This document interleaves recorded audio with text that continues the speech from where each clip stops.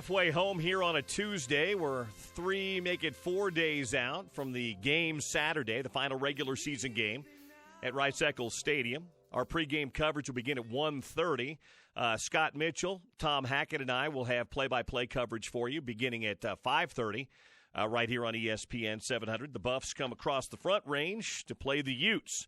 Utes trying to get to the Pac-12 championship game. Buffs trying to get to a bowl game in the first year of their head football coach, Mel Tucker, who's kind enough to take a few minutes out of his day to join us here in Salt Lake City. Mel, how are you? I'm doing great. How are you today? I'm doing fantastic. I understand you got a little bit of snow over there in Boulder today. Yeah, we got a little bit of snow. It's good. You know, I'm from Cleveland, Ohio, man. So, you know, it gives me a level of comfort when I see, you know, so many inches of snow out there. Yeah, I was going to say though, the last 2 or 3 years, you don't get a lot of that in Tuscaloosa or Athens, though, do you? No, you don't get a lot of that in those areas, but we get it out here, man. I love it. Thank you. Well, that's great. So let me ask you. I mean, you take this job. You've been working in college football the last couple of years in 2 pretty good programs. I'm just curious. You worked as you grew up and played in the Big Ten. You were in the NFL. A lot of your experience is in the Midwest and in the Southeast. How much knowledge did you have or prior experience or knowledge did you have, either recruiting or knowing about both Colorado and Pac-12 football?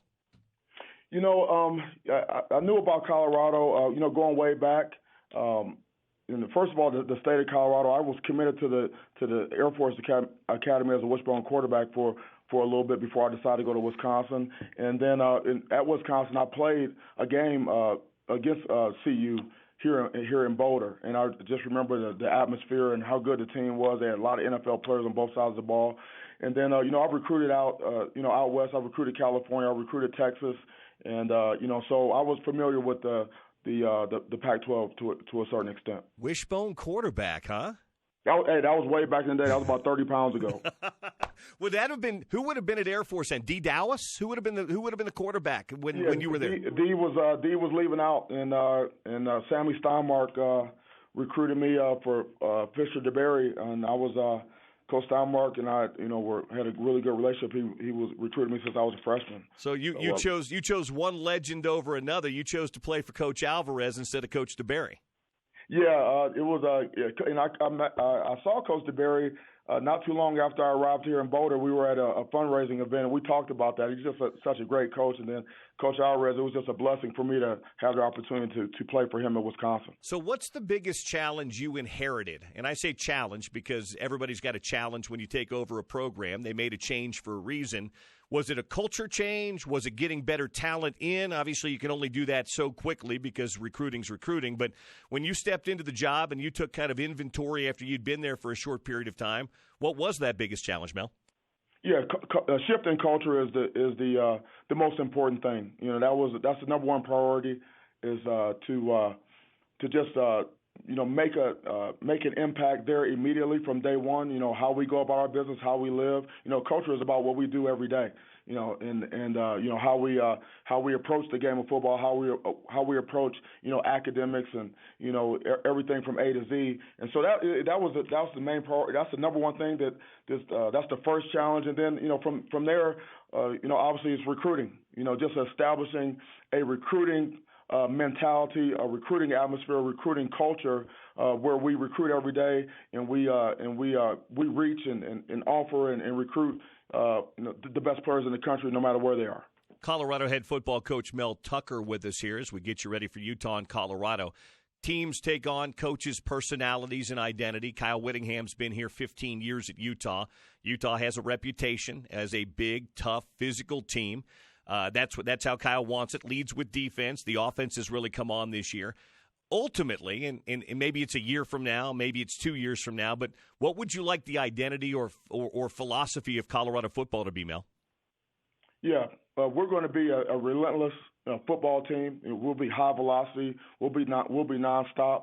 You know, we'll have a culture of accountability. You know, that's what we're doing now. That's our shift, and it's starting to take hold now. And, we'll be a physical football team on both sides of the ball, and it'll start in the trenches.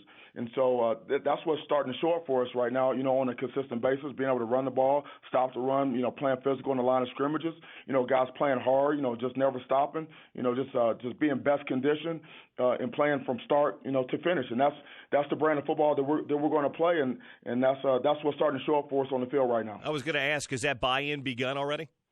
Oh yeah. The guys are bought in. They understand what we're all about. They understand how what our culture is, and it's starting to take hold. We're starting to see that on the field. We saw that we've seen it in spurts throughout the season, but now our last couple games we're seeing that on a consistent basis versus Stanford and versus Washington. Our brand of football. How we intend to play the game. Mel Tucker with us here.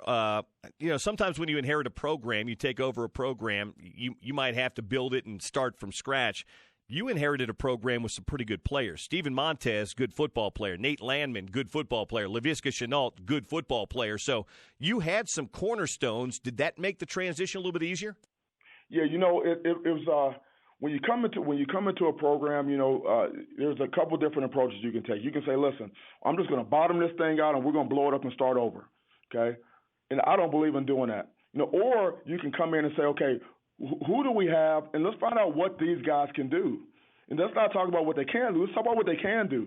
And so you look on offense, like you said, we've got talented players. We got Steven Montez. We got Laviska Shenault, Katie Nixon, Fontenot, Mangum, Tony Brown, Dimitri. We've got guys. Offensive linemen. We got guys that can do that. Nate Landman, Mustafa Johnson, Jalen Sammy, and then we go out and we recruit some guys.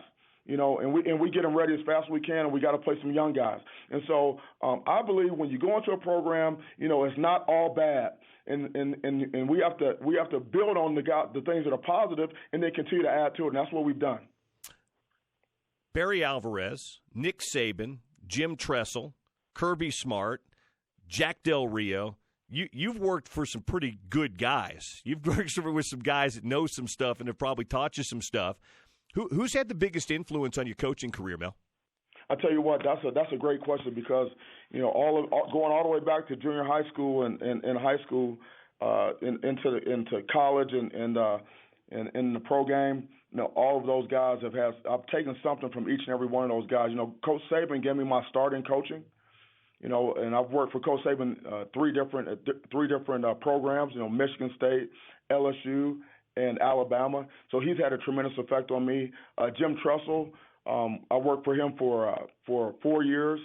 We won a national championship in our second year. We went 14-0 in a great game against Miami in overtime. And, he taught me a different way to do it, and then Romeo Cornell, taught me the 3-4 defense and taught me how to coach NFL players. And that allowed me to have a strong career for 10 years in the NFL and 7 years as a coordinator. So I've learned a tremendous amount from all those coaches, and I've been very blessed and very fortunate. Mel Tucker, our guest, moment or two more. Give me your impression of what your first year in the league, but you've obviously done a little homework already this week on Utah. Kyle's got maybe the best team he's had here in 15 years. What do you make of the Utes? The Utes are strong, man. Coach Whittingham has done, as you know, I'm sure you guys, realize this. He's one of the great coaches in college football, and I mean he's done a great job with his culture. There's no doubt. When you think of Utah, you think physical football. Strong in line of scrimmage, being able to run the ball, play relentless defense. That's what it's all about. And they're a complete team, and they play complementary football. And so that's a tribute to Coach Whittingham, and his vision for the program. How he's hammered away at it year after year after year after year, and his culture is cemented. And that's just how they play. And you know what you're going to get. Week in and week out, it's going to be that. Yeah, I talk about it all the time, Mel, because I've been doing this for about 25 years or so, covering college and pro football. I was actually in Jacksonville I left just before you got there in the early 2000s when Tom Coughlin was the coach, but. Sure. Players are important. You're not going to win without players, but you're not going to get the players unless you create a culture. And to That's me, right. You can't point to me a successful pro or college football team or any sports team that has bad culture, can you? Yeah, you can't do it. I mean, culture is everything. I mean, because it's the way you live, every single day. It's the things that are important to you, the things that you emphasize, and so, the game of football is not a natural thing to do. It's not the easiest thing in the world. It's not for everyone. And so you have to have strong conviction. You have to be very deliberate and clear in what your expectations are and how you believe in playing the game of football. And then you have to coach to it. You have to recruit to it. You have to draft to it, and that's what you see with teams like New England, and teams like Utah. That year in and year out, it's relatively the same, and it doesn't change. And it's tradition, it's culture, and it's just who they are. And I've always said this too: the best programs, the culture starts with the coach, but the coach doesn't. He doesn't regulate it. The players do, don't they? Yeah, when you come in, to start a program initially, the coaches they're going to lead. They're going to do all the leading, and you may have a couple of leaders on your team, but as you cement the culture, as you grow, as you recruit, as things start to take hold, then your leaders start to emerge on your teams. On your team, on both sides of the ball, especially if your leaders start to emerge, and then at some point, their voices, just become strong or stronger than the coaching staff. Okay, and then you turn the team over to the players. Okay, and then when you've got that, then you got a football team. Before I let you go, message for the team. Both teams playing for something. Utah playing to get to a Pac-12 championship game. You guys are playing to get to a bowl game. What's your message for Saturday night? We're going to prepare. Preparation is key for us, and we're not done yet. Our goal and our intention is to finish strong. Well, that's a good goal to have. Hey, before I let you go, here's the real test: 25 and chance for snow. Are the shorts coming out Saturday night? We'll just have to see.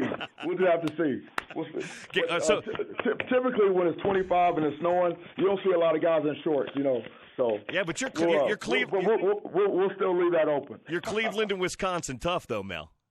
Yeah. I tell you what, the snow doesn't bother me. I mean, when I was growing up, you used to pray for snow. You would be praying for snow because if you got snow, you could get up at 4 a.m., you could go make money shoveling driveways, and if they cancel school, you can shovel driveways all day, you make a killing.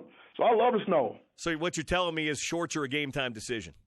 Game-time decision. Hey, thanks, Mel. I'll talk to you soon.